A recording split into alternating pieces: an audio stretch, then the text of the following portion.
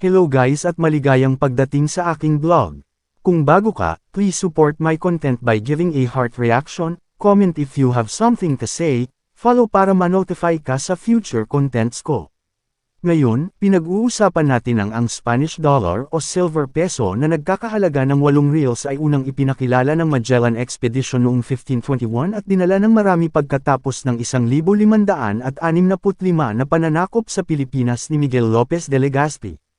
Ang lokal na salapi ay nagpatuloy sa ilalim ng pamumuno ng mga Espanyol bilang isang tostan o kalahating pisong barya.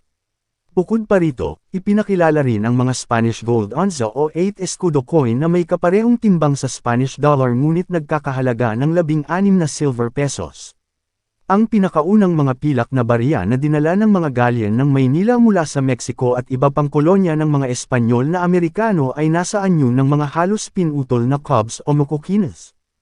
Ang mga baryang ito ay karaniwang may krus sa isang gilid at ang Spanish Royal Coat of Arms sa kabilang banda.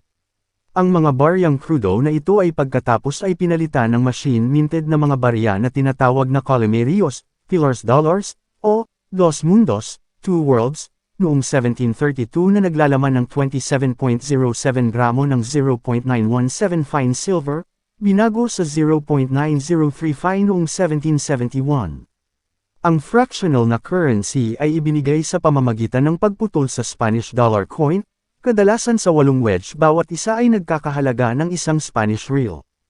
Ang lokal na gawang crudo o tansong barya na tinatawag na cuartos o barilas, kaya't ang mga salitang Tagalog, Filipino na kwarto o kwarta, pera, at barya, o loose change, ay tinamaan din sa Pilipinas sa utos ng pamahalaang Espanyol, na May 20th cuartos na katumbas ng isang real, kaya 160 cuartos sa isang piso.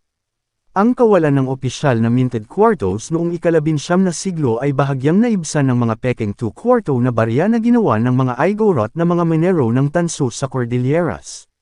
Karagdagan sa tunay at ang cuarto ay umiral din. Halos palaging kakaunti ang pera sa Maynila, at kapag ito ay sagana ay ipinadala ito sa mga probinsya o ini-export sa ibang bansa upang bayaran ang mga pag-export. Ang isang utos noong 1857 na nag-aatas sa pag-iingat ng mga account sa piso at sentimos, na nagkakahalaga ng 1/100 of a nanogram isang piso, ay hindi gaanong nakatulong sa sitwasyon dahil sa pagkakaroon ng tansong cuartos na nagkakahalaga ng 1/160th ng isang piso.